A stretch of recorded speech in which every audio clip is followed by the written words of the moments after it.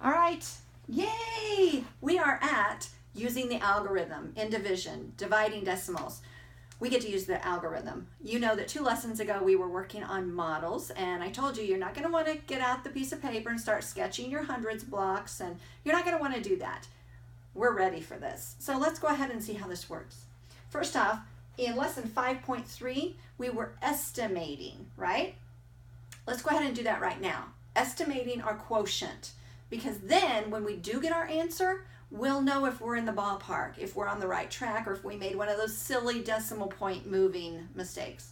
Okay, so 14, we saw it like this. Let's go ahead and write it like this. We saw 137, and 2/10 divided by 14 equals. And we're looking for an estimation, right? So I'm going to take my 14 and think, well, 13, it's really close to 14. So I could say this is 140 divided by 14 equals, do you know that? 14 will go into 140 10 times. So in other words, my estimated quotient, my estimated answer is 10. And I'm just going to put that up here and I'm going to kind of keep it in my mind. My answer should be somewhere around the whole number 10.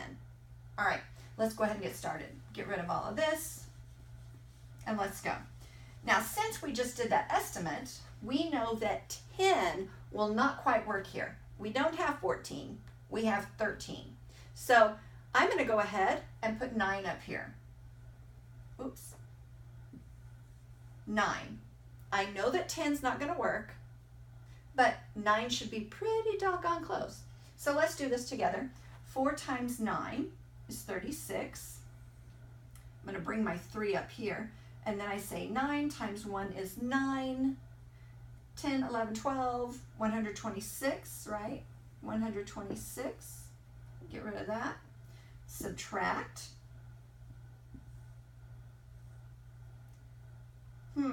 Okay. Looks good. Now bring down my next number. Will 14 go into 112? It will. We just don't know how many times. Now we know it's not going to be 9 because if we did 9, it would be 126. That's too high. Let's go with 8. Notice how I'm keeping my numbers lined up. So 8 times 4 is 32. 8 times 1 is 8. Plus 3, 112. There we go. So when we subtract, we get 0. All right, for dividing decimals, did you notice I didn't ask anything about where the decimal was? I'm dividing by a whole number. I have a decimal point here, but I didn't mention it until right now. We're done. All we do is bring that decimal point straight up. And that is the answer. 9 8/10. 9 8/10 is the answer. Is that answer in the ballpark of the whole number 10? Sure is. Really close. So we're right on track. Now remember, in order to check my work, I can take 9 8/10 and I can multiply it by my whole number 14, and I would get 137 2/10. Easy as that. All right, let's do another one. Get rid of this.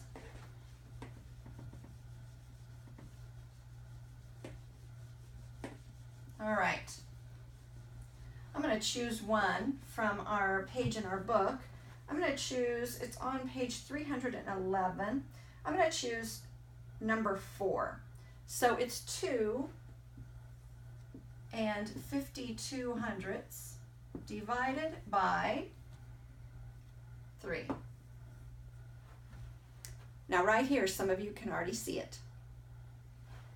3 times something that's close to 25. Remember, see, I just took the first 2 numbers, 25. Well, 3 times 8 is 24.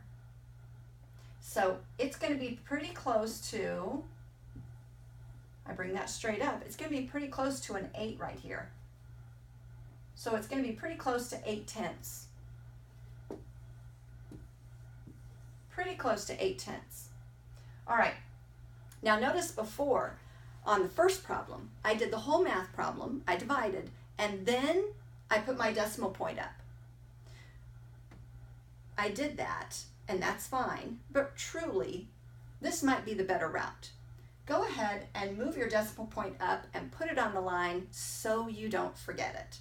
Just go ahead and get it in place. So that's what I did right away. Now let's just do the math.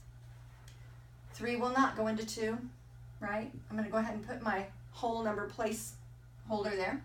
So 3 will go into 25. We just talked about it, okay? So it's 3 times 8 is 24.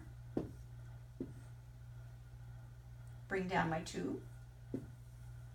3 times what is 12? 3 times what is 12? 4. That's right. Now, another thing, notice that during this problem right here, I did not bring this decimal point down. No, I'm not messing with any of that. The only thing that my decimal point does is go straight up and sit on the answer line, sit on the quotient line. Okay? That's it, guys. Now I have a bonus for you. While everybody else around you is working on their assignment, we're going to do one together from your assignment. It's one of the story problems. It is problem number 16. Get your paper and pencil out if you haven't already and get set. We're going to do it together, okay? So it's problem number 16. All right. Going to go through this a little bit more quickly, all right? But here's what it says. You can follow along. Rob buys 6 tickets to the basketball game. He pays $8.50 for parking. His total cost is $40.54. What is the cost of each ticket? He bought 6 tickets, but he also has a parking pass in there. All right, so we're going to take our $40.54. That's the total that he spent. $40.54. In this amount, he bought 6 tickets and a parking pass. Our question, what we need to solve, is how much was each ticket? So here's what we're going to do first. We're going to take out that one set fee that was the parking pass. And it says that it was $8.50. So right away, minus $8.50. We know how to do that. Let's just take care of it. All right. We've got a 4 and 0. Bring our decimal point straight down. Oh, we have to borrow right here at the end. 10, take away 8. 2, 3, bring on down. Okay, so I have 3204. This is just for tickets. Do you remember how many tickets? Look back in your book. 6. Here's our division problem. We took off the parking pass, so now we're going to get rid of all of this. Now on your paper, you would want to leave it.